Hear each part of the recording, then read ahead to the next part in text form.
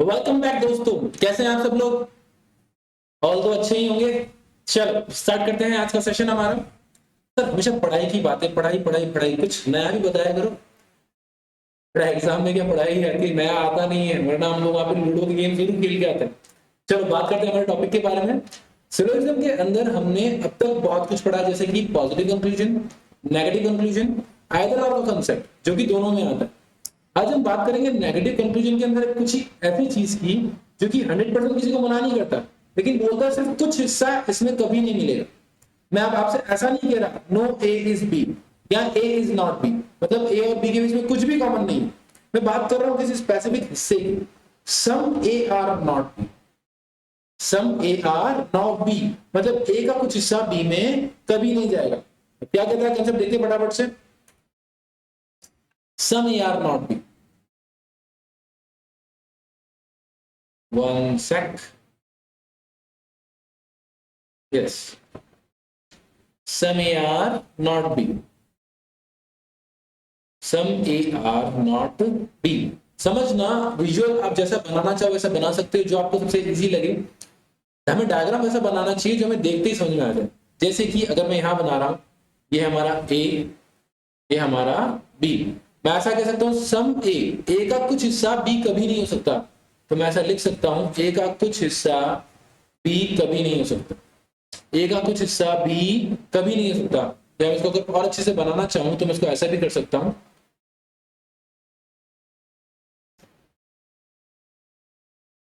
a का कुछ हिस्सा b कभी भी नहीं हो सकता। इससे बिल्कुल क्लियर दिख रहा है कि सर ये वाला जो स्पेसिफिक हिस्सा है a का, वो b के अंदर कॉमन कभी भी नहीं जाएगा।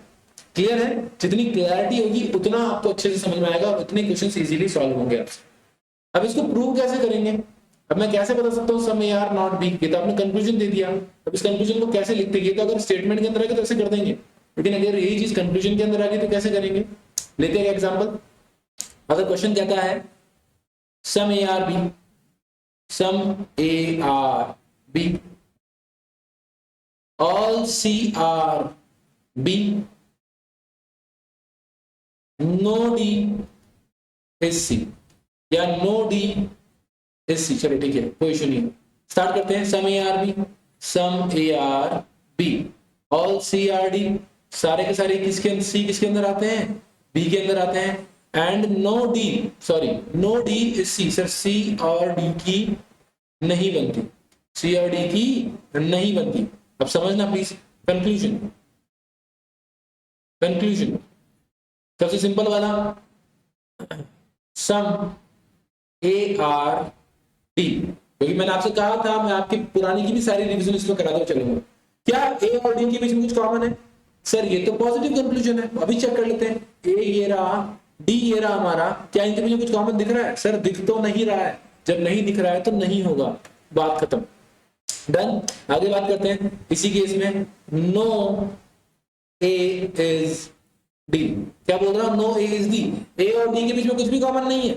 सर दिख तो वो भी नहीं रहा है। तो इस केस में हम लोग दो डायग्राम बनाते हैं, एक होता है स्टैंडर्ड जो कि हम बना चुके हैं, एक होता है पॉसिबल, एक होता है पॉसिबल। अगर दोनों ही एग्री कर जाए तो मैं एग्री कर जाऊंगा, वरना मैं एग्री नहीं करूंगा।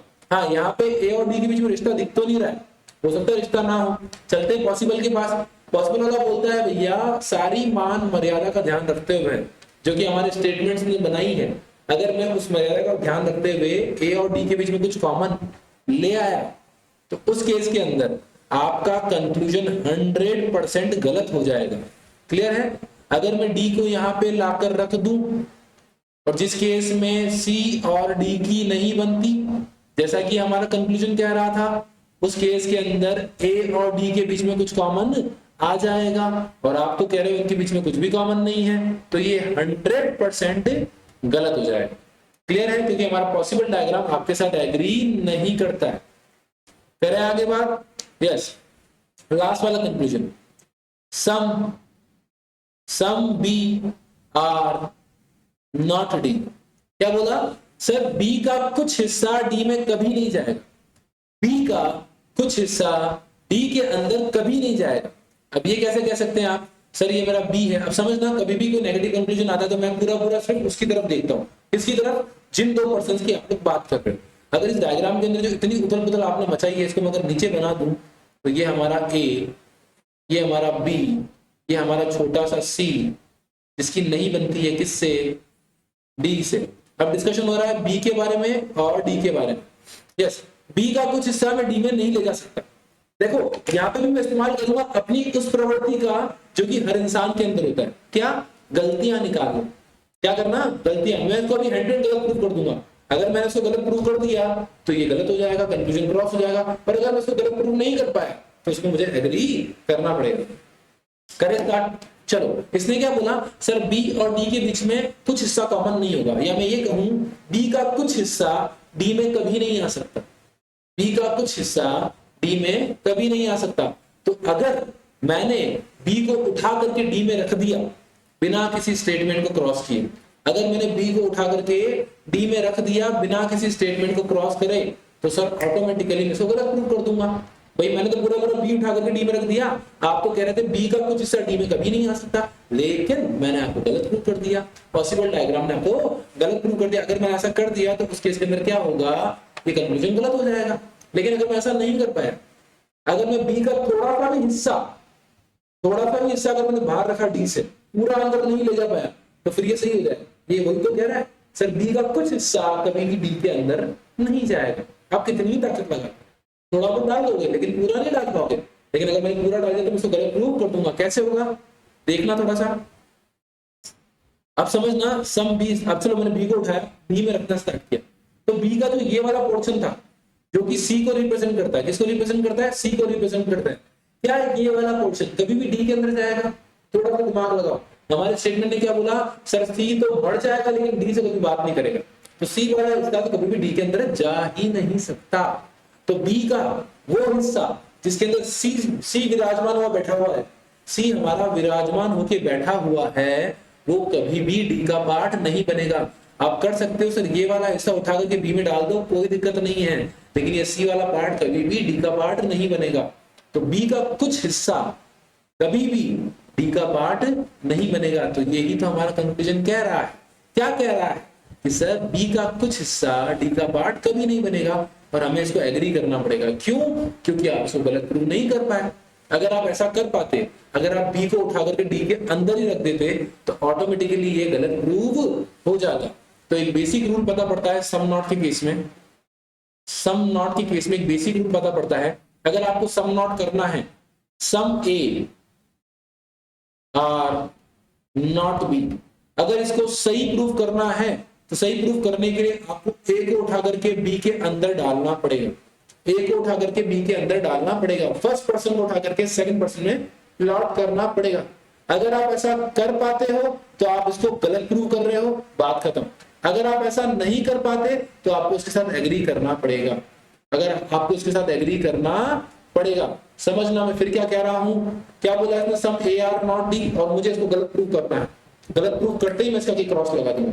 अब मैं इसको गलत प्रूव कैसे कर सकता हूं? आपने कहा ए का कुछ हिस्सा बी में नहीं जा सकता, लेकिन अगर मैंने ए को उठा करके बी में पटक दिया बिना किसी स्टेटमेंट को क्रॉस किए, तो ऑटोमेटिकली क्या होगा, मैंने इसको गलत प्रूव कर दिया। आप तो बोल रहे रिश्ता हो ही नहीं सकता, और मैंने तो पूरा ए उठा करके बी में रख दिया, तो ये क्या हो जाएगा, गलत हो जाएगा।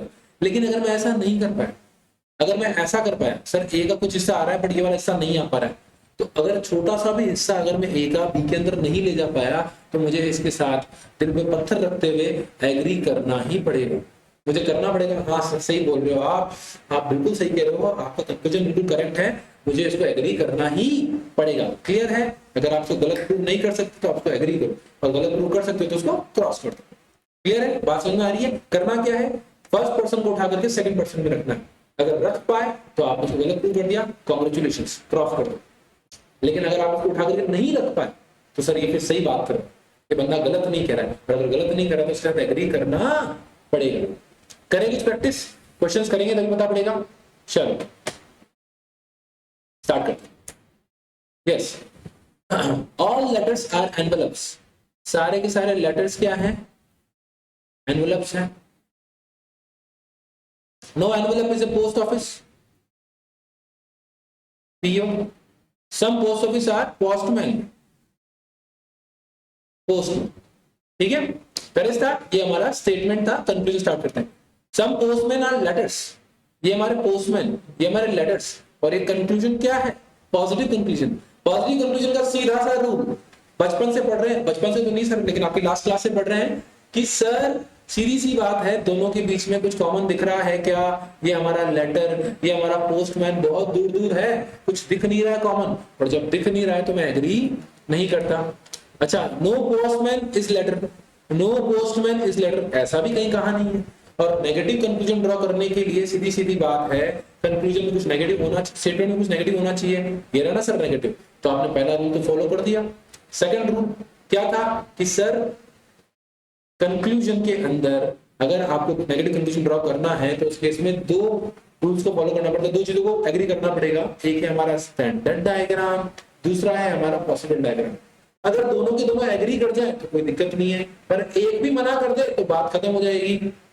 चेक कर लेते हैं, हमारे मैंने पोस्ट ऑफिस को यहाँ से उठाया और उठा करके यहाँ पे रख दिया। अब समझना, यहीं पे है हमारा कौन सा पीओ, ये हमारा पीओ पोस्ट ऑफिस, ये हमारा पोस्टमैन, कौन है पोस्टमैन। अब देखना पोस्टमैन के केस में यहाँ पे एल और पोस्टमैन के बीच में कुछ कॉमन आ चुका है, और हमारी किसकी नहीं बनती, पोस्ट ऑफिस की और ई की, एनवेलप्स की नहीं बनती, कोई दिक्कत नहीं है, हमारी कोई दिक्कत नहीं है, हमने अभी भी बना नहीं रखी, तो मैंने स्टेटमेंट को क्रॉस नहीं किया। लेकिन पॉसिबल डायग्राम के केस में पोस्टमैन के बीच में और लेटर के बीच में कुछ कॉमन आ गया, मतलब हम ऐसा नहीं कह सकते कि letters are not postman and no postman is letter, no postman is letter, ऐसा मैं नहीं कर सकता। क्लियर है? तो आपके पॉसिबल डायग्राम वाली चीजें एग्री नहीं कर रही, और जब एग्री नहीं कर रही तो बात खत्म हो गई, बात खत्म हो गई। पर बात कभी भी खत्म हुई नहीं है। क्यों नहीं हुई है? क्योंकि हमने एक और चीज सीखी थी। क्या सीखा था? आइदर और कंसेप्ट। आइदर और क्या कहता है, जब सारे रास्ते बंद हो जाए, जब सबके सब मना कर दे, तब आना हमारे पास, हम आगे भैया हमारा फर्स्ट वाला स्टेटमेंट भी नो हो गया, सेकंड वाला स्टेटमेंट भी नो, सेकंड वाला कंक्लूजन भी नो हो गया, फर्स्ट वाला भी नो हो गया। लेकिन दोनों ही कंक्लूजन के केस में सेम पर्सन की बात की गई थी, यहाँ पे भी पोस्टमैन, यहाँ पे भी पोस्टमैन, यहाँ पे भी लेटर्स और यहाँ पे भी लेटर, दोनों की ही सेम बात की गई है। तो अब समझना, प्लीज आराम से समझना, अगर मैंने सारी पॉसिबिलिटीज को दो ऑप्शंस के अंदर बांट दिया तो मैं आइदर और का इस्तेमाल कर सकता हूँ। इसमें क्या बोला, नो पोस्टमैन इज लेटर, पहले लिंक क्या बोलती है, भैया पोस्टमैन और लेटर के बीच में कुछ कॉमन हो ही नहीं सकता, बात खत्म, रिश्ता खत्म। मैंने कहा ठीक है। दूसरा क्या बोलता है, सम पोस्टमैन आर लेटर्स, मतलब पोस्टमैन लेटर के बीच में कुछ कॉमन हो सकता है, पोस्टमैन और लेटर के बीच में कुछ कॉमन हो सकता है। क्लियर? एक बोलता है कोई रिश्ता नहीं है, दूसरा बोलता है हो सकता है।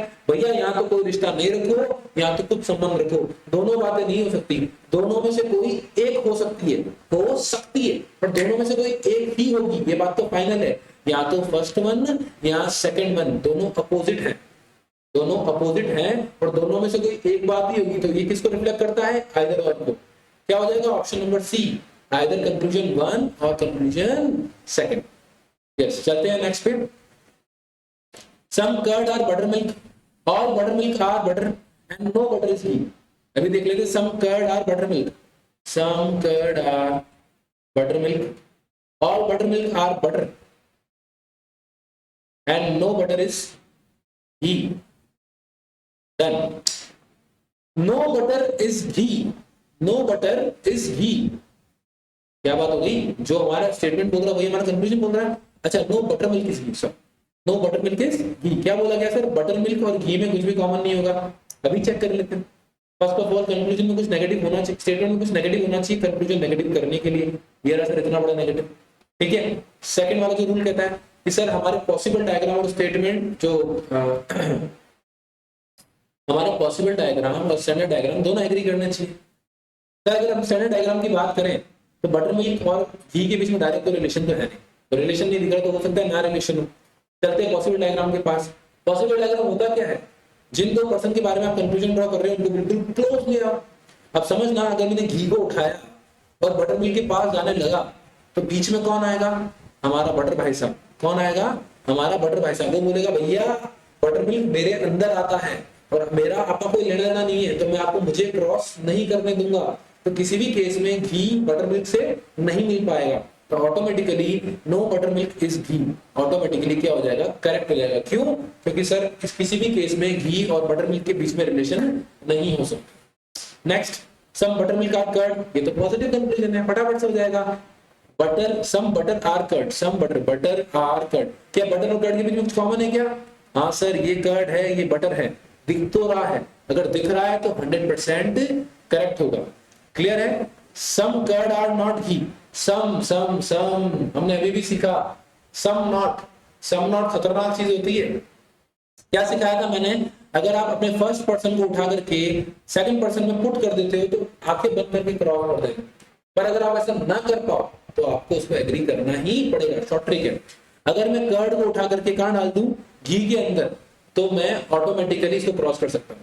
अब समझना, मैंने कर्ड को उठाया, पर जैसे ही कर्ड को उठाया तो ये जो कॉमन वाला हिस्सा था, ये जो कॉमन वाला हिस्सा था जो कि हमारे बटर के और कर्ड के बीच में है, बटर के और कर्ड के बीच में, वो भी साथ साथ आने लग गया। चलो चलते गए, तो जब कर्ड का पूरा हिस्सा मैं घी के अंदर डाल रहा था तो ये कॉमन वाला हिस्सा जो कि कर्ड के अंदर आता है, ये कॉमन वाला हिस्सा इसके साथ मिले ही नहीं। क्यों नहीं मिले? भैया हमारी तो नहीं बनती, बटर और घी की नहीं बनती, ये हमारा बटर का हिस्सा है और बटर वाला हिस्सा घी के अंदर नहीं जाएगा, मतलब मैं पूरा कर्ड उठा करके घी के अंदर नहीं रख सकता। अगर नहीं रख सकता तो मुझे हाथ जोड़ के इसको एग्री करना पड़ेगा, क्योंकि यही तो कह रहा है, ये कह रहा है भाई साहब कर्ड का कुछ हिस्सा, कर्ड का ये वाला कुछ हिस्सा कभी भी घी के अंदर नहीं जाएगा, और ऐसा मैं साफ साफ देख पा रहा हूं। हाँ सर, कर्ड का ये वाला हिस्सा घी के अंदर कभी भी नहीं जाएगा। क्यों नहीं जाएगा?